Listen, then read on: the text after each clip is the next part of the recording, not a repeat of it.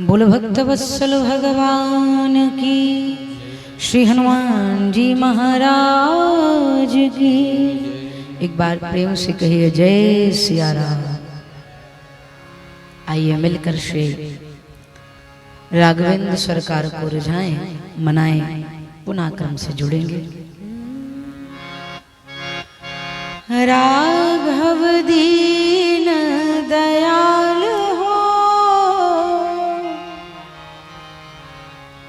राघव परम कृपाल हो, सुध लेना हमारे।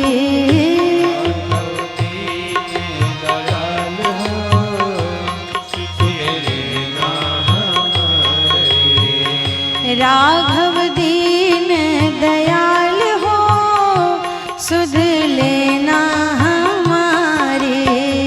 राघव दीन दयाल हो, सुध लेना हमारे। लेना हमारे प्रभु, लेना हमारे। लेना हमारे प्रभु, लेना हमारे। लेना हमारे प्रभु, लेना हमारे। राघव परम कृपाल हो, सुध लेना हमारे।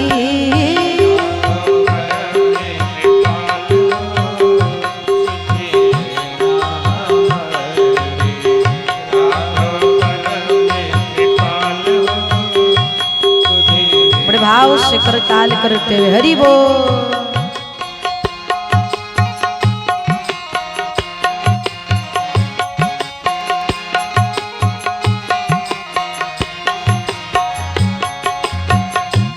जय हो।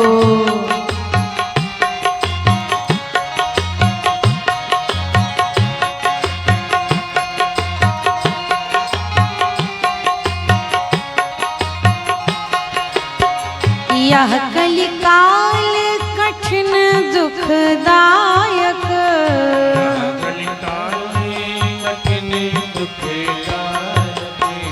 यह कलिकाल कठिन दुखदायक।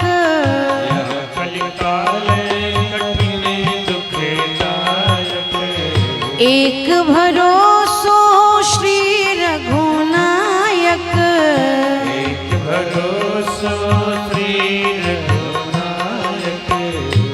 एक भरोसा श्री रघुनायक।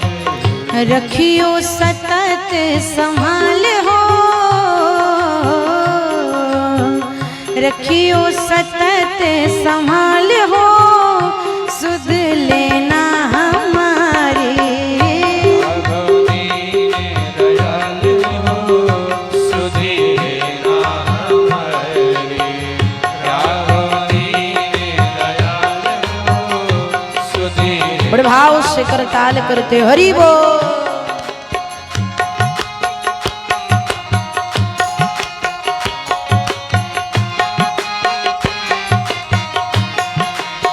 मोको और भरोसो नाये, मोको भरोसा हे प्यारे। भरोसा नहीं। विरक्ति ज्ञान भक्ति मन माहे, कीर्ति जाले भक्ति मन माही। कीर्ति जाले कौन? भक्ति मन माही। कौशल्या के लाल हो, कौशल्या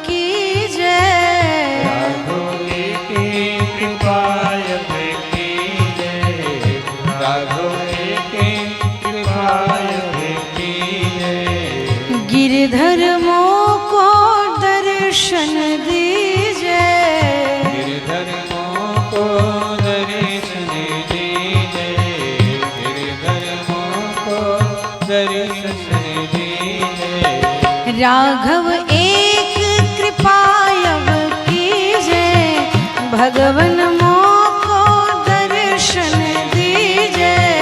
राघव एक कृपा कीजिए, भगवान को दर्शन दीजिए।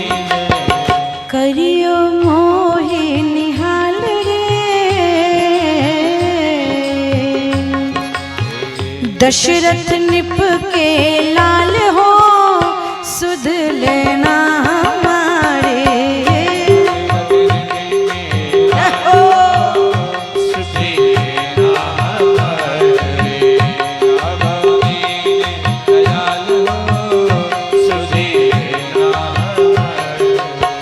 लेना हमारी प्रभु, लेना हमारी,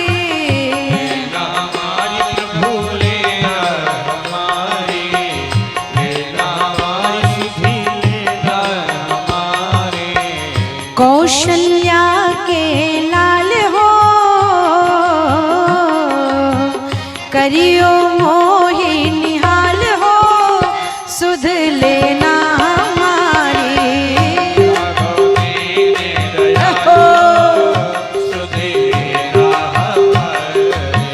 करियो मोहि निहाल हो, सुध लेना, रखियो सतत संभाल हो, सुध कौशल्या के लाल हो, राघव दीन दयाल हो, सुध लेना। बोलो भक्तवत्सल भगवान की। यही कलिकाल न साधन दूजा, जोग जग जप तप व्रत पूजा, राम ही सुमेरिया गाय, राम ही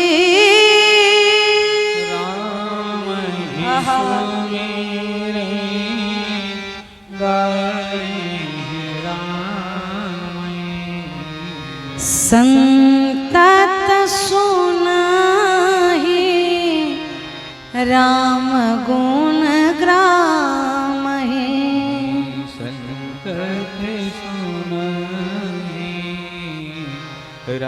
सुनना कैसे है? मन क्रम बचाना, छाड़ी चतुराई, मन क्रम छाड़ी चतुराई। फिर भैया, अरे भजत कृपा करी है रघुराई, भजत कृपा करी है रघुराई। भजत कृपा करी है रघुराई। सतयुग, त्रेता, द्वापर, कलियुग। सतयुग में ध्यान, त्रेता में यज्ञ, द्वापर में पूजा और कलियुग में हरि नाम। कलौ केशव कीर्तनाथ, भागवत जी में लिखते हैं वेद व्यास जी। और रामचरितमानस में गोस्वामी तुलसीदास जी कहते कलियुग केवल हरि गुण गा। कलियुग में केवल कीर्तन, केवल कीर्तन। क्योंकि बाबा कहते हैं यही कलिकाल न साधन दूजा। इस कलयुग में दूसरा कोई साधन नहीं है। जोग जाग जप तप व्रत पूजा। जोग जाग जप तप। इस कलयुग में योग नहीं होगा, जप नहीं होगा, तप नहीं होगा, उपवास नहीं कर पाएंगे, पूजा कर नहीं पाएंगे। क्यों? उपवास किए हैं। उपवास मतलब परमात्मा की उपासना। उप माने समीप, वास माने रहना, भगवान के समीप रहना ही उपवास है। व्रत किसे कहते? व्रत माने प्रतिज्ञा। व्रत माने प्रतिज्ञा। व्रत का मतलब केवल बिना भोजन के रह जाना व्रत नहीं। व्रत का अर्थ है प्रतिज्ञा। हम अपने जीवन में सुंदर कर्म करने का प्रतिज्ञा धारण करें, यही सुंदर व्रत है। व्रत का मतलब ये नहीं भाई कि दिन भर ना खाएं। और आज के जमाने में संपूर्ण तरीके से व्रत करना बड़ा कठिन है। क्यों भाई? उपवास रख ली, आज जन्माष्टमी है, व्रत रखे हैं और बाजार में जा रहे हैं, समोसा की सुगंध नाक में पड़ गई, सोई मुंह में पानी आ गया। वहीं पर आपका व्रत खंडित हो गया, वहीं पर आपका उपवास खंडित हो गया। बात रही जाप की, तो नेत्र बंद करके जाप कर रहे हैं, लेकिन मनी राम है कि भटक रहा, मन तो इधर उधर भटक रहा। कान सुन रहा है, अगर बहू फोन पे बात करे तो सासू मैया का मन फिर माला में नहीं, फोन पर ही लगा रहेगा, पता नहीं क्या चुगली कर रही मेरी। तो व्रत भी नहीं होगा, जप भी नहीं होगा, तप भी नहीं होगा, फिर क्या करें? एक काम, हरे राम ही सुमीरिया ओ गाइया राम संतत सुनाई राम गुण ग्रामई। संतत राम को स्मरण करिए, राम को भजिए, राम को गाइए और राम को ही सुनिए। अब आप कहें देवी जी 29 साल से सुन रहा हूं, 29 साल हो गए कथा सुनते सुनते, कहाँ कमी रह जा रही है कि जीवन में परिवर्तन नहीं आ रहा है? एक कमी, कथा बहुत सुंदर शिक्षा दे रही है। पूजा करने बैठो, कीर्तन करने बैठो, माला करने बैठो, कथा सुनने के लिए बैठो, एक काम, मन क्रम बचाना छाड़ी चतुराई, फिर भजत कृपा करी हैं रघुराई। हरे भजत कृपा करी। भगवान शंकर मैया भवानी से कहते हैं, देवी जो मन से, वचन से, कर्म से, तीनों जगह से चतुराई को समाप्त करेगा, उसी को भजन का फल मिलेगा, कथा का फल मिलेगा। अब आप कहिए चतुराई क्या है देवी जी? यह है चतुराई। कथा में बैठे हैं, बीच बीच में फोन निकालकर सेल्फी लेकर स्टेटस डाल रहे हैं, 10-10 मिनट पर देख रहे हैं कितने लोगों ने देखा, क्या कमेंट आया, क्या क्या भया, है ना? यही चतुराई है। आपका तन पंडाल में उपस्थित है और मन आपका मोबाइल फोन में लगा, यही न चतुराई है। कल मैं देख रही थी, आज कह देती हूँ, माताएं आती हैं तो बैठती हैं तो ठीक सामने अपनी चरण पादुका रखती हैं, जैसे लगता है वो अक्षत पुष्प है भगवान को चढ़ाने के लिए लाई, कहीं गायब ना हो जाए इस चक्कर में सामने रखा जाता है। अरे भाई, बीच बीच में पादुका देख रही है कि नहीं? 300 रुपए का स्लीपर है, कहीं गायब हो गया तो सीताराम। ये स्थिति ना बनने पाए, ये चतुराई है। समर्पित होकर के बैठे, दर्शन करिए। जब हम भगवान के ऊपर पूर्ण भावेन समर्पित हो जाते हैं तो भगवान अपना स्वरूप देते हैं, अपना स्वभाव देते हैं, और इतना ही नहीं भगवान अपना गुण भी प्रदान कर देते। फॉर एग्जाम्पल मी, उदाहरण में हम जैसे लोगों को ले लीजिए। अगर भगवान की कृपा नहीं होती, भगवान की कथा नहीं कर रहे होते, तो क्या आप लोग हमें बुलाते?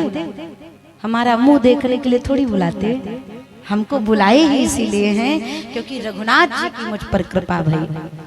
मुझे कौन पूछता था तेरी बंदगी से पहले, मैं बुझा हुआ दिया था तेरी बंदगी से पहले। ईश्वर अगर ना पूछे तो कहीं पूछ होने वाली नहीं। तो इसलिए प्यारे समर्पित हो जाइए। कितना समर्पण होना चाहिए, कितना समर्पण होना चाहिए? तो उदाहरण देते हैं संत, जैसे दूध और पानी। इतना समर्पण होना चाहिए भगवान के प्रति, इतना समर्पित हो। ये सूत्र बड़ा अद्भुत है, उतार पाइएगा तो जीवन में उतार लीजिएगा। जैसे दूध और पानी, अगर दूध और पानी को अलग अलग बर्तन में रख दिया जाए तो दोनों का रंग भिन्न होता है, अलग अलग होता है। लेकिन जब उसी दूध में पानी मिलाने लगते हैं ग्वाले लोग, दूध बेचने वाले, कोई होगा तो माइंड मत करिएगा भाई, बुरा मत मानिएगा। जब दूध बेचने वाला दूध में पानी मिलाने लगता है तो प्रेम का दो रूप है। किसी भी संबंध को निर्वाह करने का मात्र दो सूत्र है। पहला, जिससे हम प्रेम करते हैं उसको अपने जैसे बना लें। पहला सूत्र है, जिससे हम प्रेम करते हैं उसको अपने जैसा बना लें। अगर वो हमारे जैसा नहीं बन पा रहा है तो दूसरा सूत्र है, हम उसके जैसे बन जाए, तभी संबंध चलेगा, तो चलने वाला नहीं है। दूध में जब पानी को मिश्रित करने लगते हैं तो पानी सोचता है अब क्या करूं, दूध की मात्रा इतनी, मैं तो थोड़े में हूं, अब क्या करूं? तो दूध पानी से कहता है चिंता मत करो, आओ आओ, मैं तुम्हें अपना रूप दे देता हूं, मैं तुम्हें अपना रंग दे देता हूं। अस्तु जब पानी दूध में मिलता है तो जिस रंग का दूध रहता है उसी रंग का पानी भी हो जाता है ना, उसी रंग का पानी भी हो जाता है। और केवल दूध पानी को अपना रंग नहीं देता, अपना मोल भी दे देता है, अपना भाव भी दे देता है। जिस भाव में बाजार में दूध बिकता है उसी भाव में, उसी रेट में, उसी दाम में दूध में मिला पानी भी बिकता है। नहीं कोई ऐसा हो बता दे, कह दे वाला दूध लेकर के आवे तो कहे सुनो पानी का रेट अलग लगाओ, दूध का रेट अलग लगाओ, ऐसा तो नहीं होता। जिस भाव से दूध खरीदा जाएगा उसी भाव से दूध में मिला पानी भी खरीदा जाएगा। पानी को दूध का रंग मिल गया, पानी को दूध का भाव मिल गया, मोल मिल गया।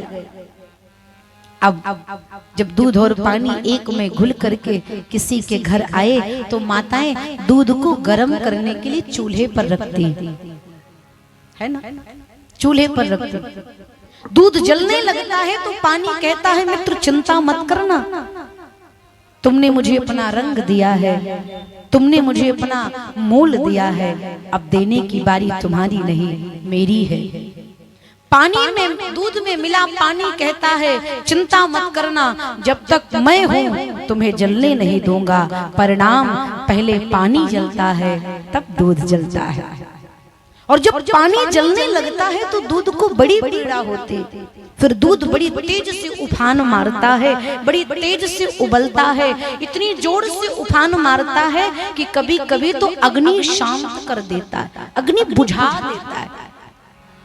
मानो अग्नि से कहना चाहता है कि तू मेरे मित्र को जला रही है, समाप्त कर रही, मैं तुझे समाप्त कर दूंगा, बुझा दूंगा। कथा बहुत सुंदर शिक्षा दे रही है। जो दूध के रंग में पानी रंग गया, मोल बढ़ गया, भाव बढ़ गया, कीमत बढ़ गई, उसी दूध और पानी के बीच में अगर कोई 2 बूंद नींबू का रस डाल दे तो बिलगाव होगा कि नहीं, अलगाव होगा कि नहीं। और एक बार दूध और पानी के बीच में अगर नींबू का रस पड़ जाए तो दुनिया का कोई साधन फिर उस रंग में उसको रंग नहीं सकता। बस यही दशा जीवात्मा और परमात्मा की है। समझिएगा, जब हम भगवान की शरण में जाते हैं तो भगवान हमें अपना रूप दे देते, अपना मोल दे देते, अपना नाम दे देते, अपना गुण दे देते। कब तक? जब तक समर्पण का भाव रहता है तब तक। लेकिन जिस दिन चतुराई रूपी खटाई जीवन में पड़ गई, सोई भगवान नेत्रों से ओझल कर देते हैं, फिर पूछने वाले नहीं हैं। और भैया कह दें, जो जगदीश का नहीं हो पाया वो जगत में किसी का बनने लायक नहीं होता। इसलिए प्यारे, मन क्रम बचन छाड़ी चतुराई, भजत कृपा करी है रघुराई। मन से, वचन से, कर्म से समर्पित होकर के भगवान की शरण में रहकर भगवान का भजन किया जाए, यही मानव धर्म है। अब कोई कहे अरे ये कोई उम्र है भजन करने की? भजन करने के लिए तो जीवन बचा है। एक व्यापारी था, उसकी पत्नी बड़ी धर्मात्मा।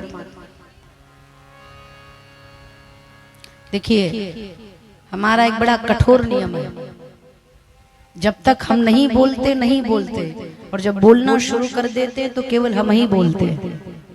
इसलिए प्रार्थना है, जितनी देर बैठे शांति की व्यवस्था बनाकर बैठे। बच्चों को भी शांति से बिठाएं, जिससे कथा का लाभ आप भी ले पाएं और हम भी ले पाएं। एक बार प्रेम से कहिए जय सिया राम। दर्शन करें।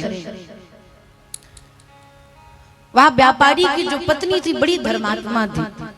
पति उसका व्यापार में बड़ा कुशल था, लेकिन पत्नी सोचती थी कि इस धन के साथ साथ राम नाम का भी धन जीवन में आ जाए।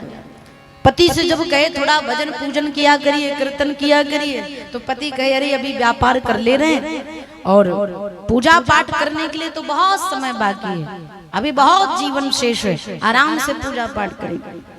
पत्नी रोज समझावे लेकिन पति ना समझावे। कुछ समय बाद एक दिन सेठ जी का स्वास्थ्य बिगड़ गया, तबीयत खराब हो गई। डॉक्टर साहब आए। डॉक्टर साहब ने सेठ जी को दवा दी और उनकी पत्नी से कहा कि समय समय पर दवाई देते रहिएगा, कुछ समय बाद इनका स्वास्थ्य सुधर जाएगा। पत्नी ने कहा ठीक है। पत्नी बड़ी चतुर थी। अचानक सेठ जी के पेट में दर्द होने लगा। सेठ जी ने आवाज लगाई, अरे सुनती हो?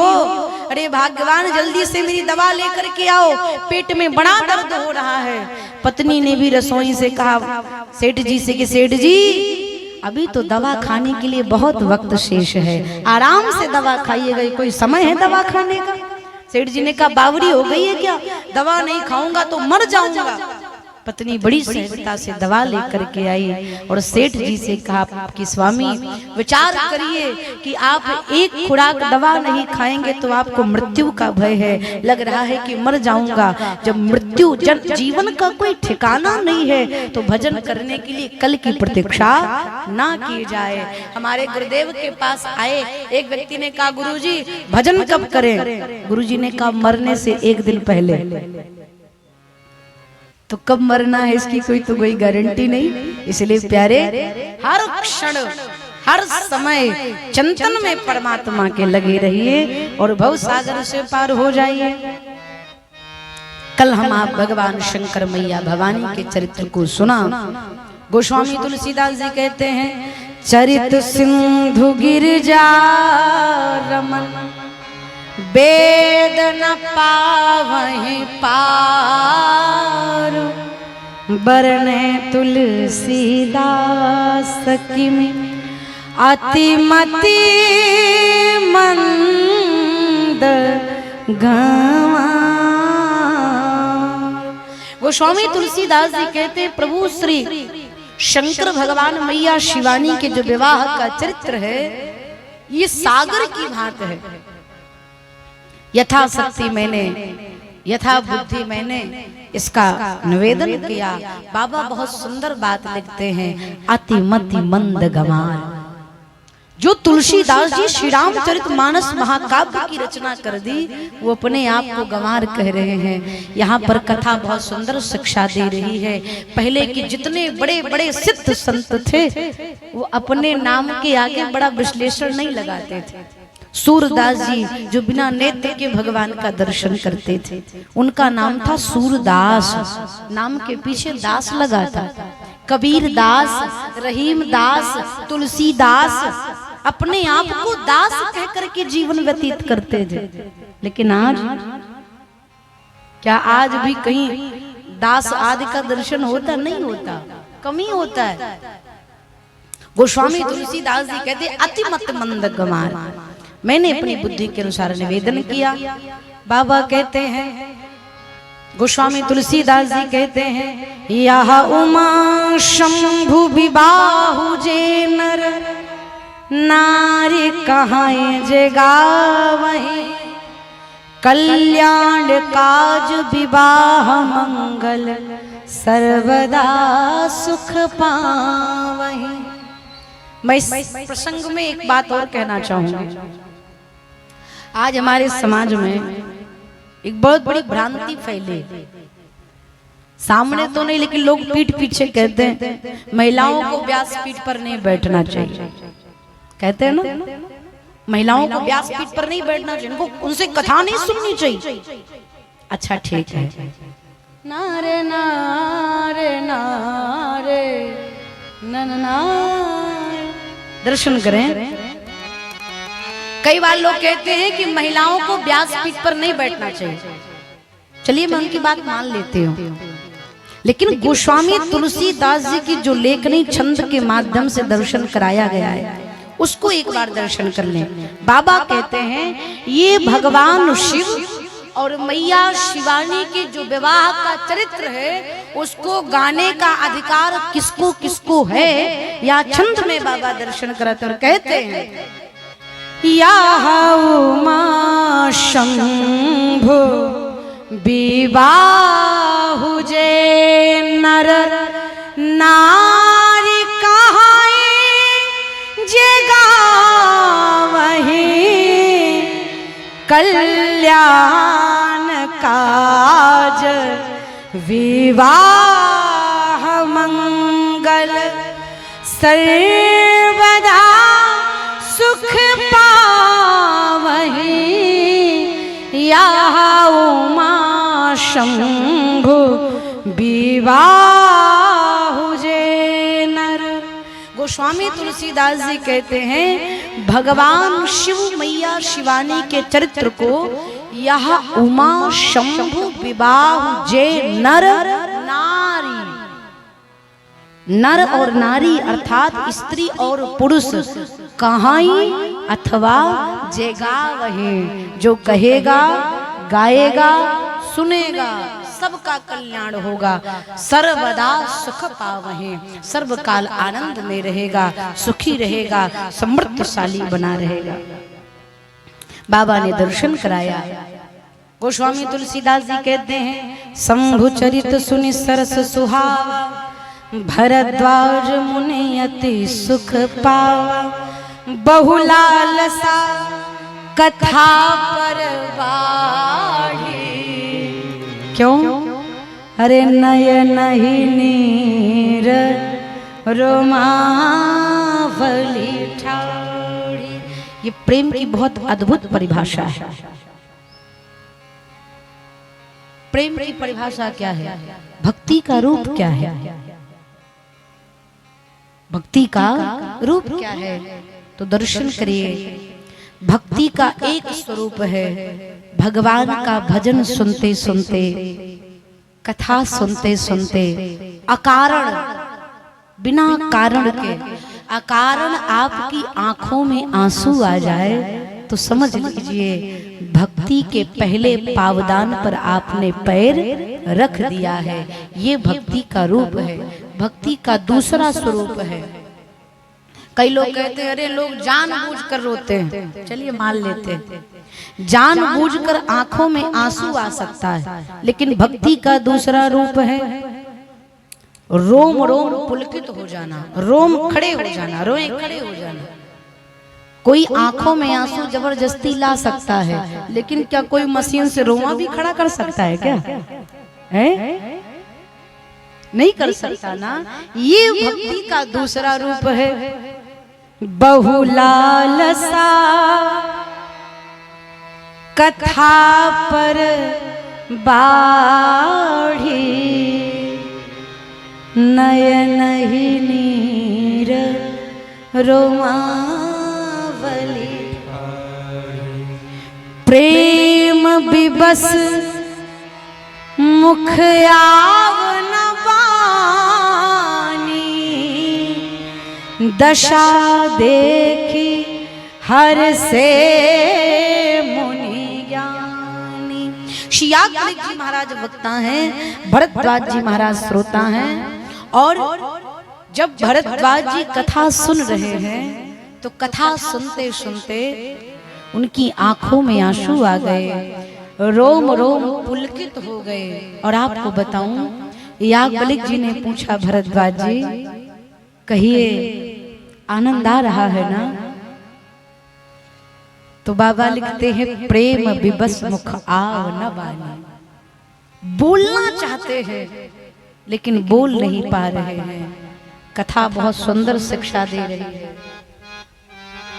ये प्रेम की सर्वोच्च प्रगाढ़ता है, जहां पर बोलने के लिए बहुत कुछ हो लेकिन वाणी बोल न पाए, यही प्रेम है। दर्शन करें, जहां पर वाणी अवरुद्ध हो जाए और नेत्र शुरू हो जाए, यही प्रेम है। उद्धव जी महाराज गोपियों के पास ज्ञान लेकर के गए। पोथी पढ़ पढ़ जगमुआ पंडित भया न कोय, 2.5 अक्षर प्रेम का पढ़े सो पंडित हो। ज्ञानी बन करके गए और ज्ञान का उपदेश देने लगे। तब गोपियां कहती, उद्धव मन न भयो 10-20। एक था श्याम सुंदर ले गया। आप ज्ञानी हैं, हम प्रेमी हैं, आपकी बात हम शायद ना समझ पाए लेकिन आप हमारी बात जरूर समझेंगे। तब गोपियां कहती हैं, प्रेम वालों ने कब वक्त पूछा, इनकी पूजा में सुन ले उद्धव। प्रेम वालों ने कभी वक्त पूछा, इनकी पूजा में सुन ले। प्रेम वालों ने कभी वक्त पूछा, इनकी पूजा में सुन ले। ये प्रेमियों की गली है, यहाँ सुबह शाम दोपहर पूजा नहीं होती। उद्धव जी ने कहा तो गोपियां कहती हैं, यहाँ दम दम पे होती है पूजा, यहाँ दम दम पे होती है पूजा, यहाँ दम दम पे होती है। उस ब्रह्म के लिए सर झुकाने की फुर्सत नहीं है। ये तो प्रेम की बात है उद्धव, बंदगी तेरे बस की नहीं है। यहाँ सर दे के होते हैं सौदे हो, यहाँ सर दे के होते हैं सौदे। आशिकी इतनी सस्ती नहीं है। ये तो प्रेम की बंदगी तेरे बस की नहीं है। देखिए, हमारी नजरों में ज्ञानी से ज्यादा प्रेमी श्रेष्ठ होता है।